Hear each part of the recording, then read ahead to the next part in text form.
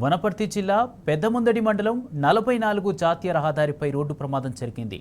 Velturu sub station సమీపంలో ఓ private travels bus లారీని వెనక నుంచి ఢీకొట్టింది. ప్రమాదంలో ఇద్దరి ప్రయాణికులకు స్వల్ప గాయాలు కాగా మిగతా ప్రయాణికులు సురక్షితంగా ఉన్నారు. మైసూరు నుంచి హైదరాబాద్ వెళ్తుండగా ప్రమాదం జరిగిందని ప్రయాణికులు తెలిపారు.